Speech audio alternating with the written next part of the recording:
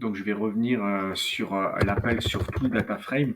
Alors c'est bien, il m'a sorti ça, mais c'est pas tellement parlant, on va dire. On n'a toujours pas le nombre exact de valeurs manquantes. Il nous dit qu'on a 112 rangées et 14 colonnes, c'est bien. Mais c'est pas ça que je voulais, et même ça m'intéresse pas trop. En fait, pourquoi? Eh ben parce qu'en fait, il me retourne donc un data frame avec des valeurs booléennes à l'intérieur. Si moi je veux avoir, si je veux avoir exactement le nombre de valeurs manquantes, par exemple par colonne, il va falloir que derrière je lui applique une nouvelle méthode qui va les additionner. Et en gros, comme false c'est équivalent à 0, et comme true c'est équivalent à 1, et ben dès qu'il va avoir un true, il va incrémenter de 1, donc il va faire là il va faire, si on prend T9, ben là il va faire 0, 0, 0, 1, 2, 2, 2, 2, 2, et ainsi de suite. Et donc il va pouvoir, avec la méthode sum, on va pouvoir connaître le nombre de valeurs manquantes. Donc il faut, pour savoir le nombre de valeurs manquantes par colonne, vous appelez vos data frames, vous appelez isNA, et ensuite vous lui appliquez la méthode sum pour faire le total. On va voir ce que ça donne. Et donc il me dit pour ops, max, T12, T15, N1, bah, tout cela là, j'ai 0 valeur manquante. Pour T9, j'ai 78 valeurs manquantes. Et pour pluie, j'ai 10 valeurs manquantes. On va juste essayer la même chose maintenant, mais avec NotNA pour voir ce qu'il me dit.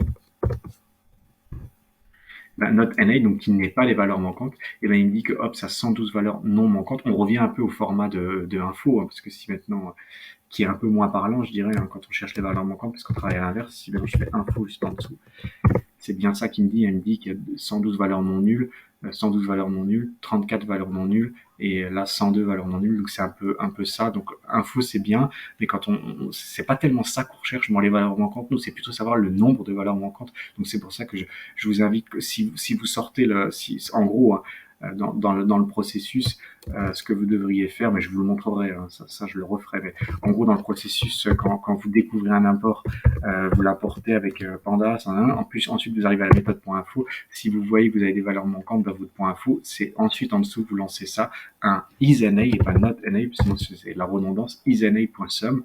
Et là, ça permet d'avoir le nombre. Ça vous donne une idée du nombre de valeurs.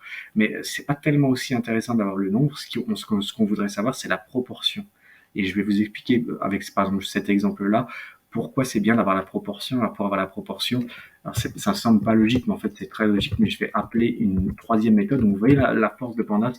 Je lui ai appliqué une première méthode, je lui ai dit isNA. Ensuite, deuxième méthode, tu fais l'addition. Troisième, tu me fais la moyenne. Ça va pas être très parlant, mais je vais pas vous expliquer pourquoi, mais si vous voulez, posez-vous tranquillement, vous allez comprendre pourquoi avec la moyenne, on arrive à sortir ça. Pourquoi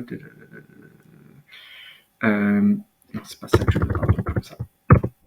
C'est ça que je veux. Si vous n'arrivez pas à comprendre pourquoi il me sort une proportion, c'est assez simple à comprendre, je ne vais pas l'expliquer dans la vidéo, ça sert à rien, mais en gros, si vous faites juste isNA sum, il vous sort le nombre de valeurs manquantes, c'est juste ça que vous avez à retenir. Et si vous remplacez sum, c'est là où j'ai fait une erreur, c'est que j'ai appelé les trois en même temps. Si vous appelez min, il vous sort la proportion de valeurs manquantes. Et c'est là où c'est intéressant, c'est qu'en fait T9, qu'est-ce qu'on apprend? On apprend qu'on a presque 70% de nos valeurs qui sont valeurs manquantes.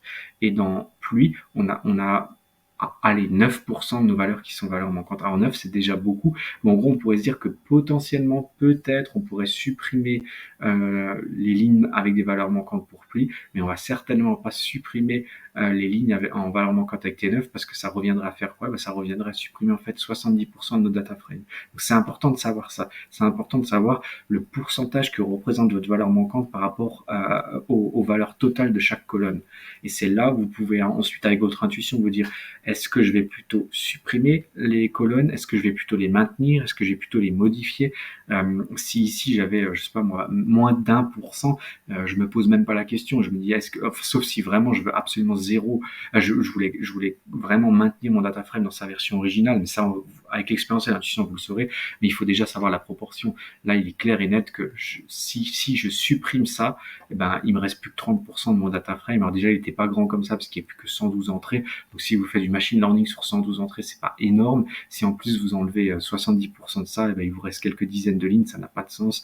Donc c'est pour ça que celui-là est bien pour voir ce que représente la proportion de vos valeurs manquantes par rapport à tout le reste. Donc maintenant, une fois qu'on a fait ça, hein, donc le point somme et le point min, eh ben, la prochaine étape, donc on avait point somme en premier, je vais le mettre en dessous le point min. La prochaine étape, c'est qu'on va aller dans le détail pour chaque colonne, et en l'occurrence là, on a deux colonnes avec des valeurs manquantes T9, et puis c'est sur celle-ci que je vais continuer.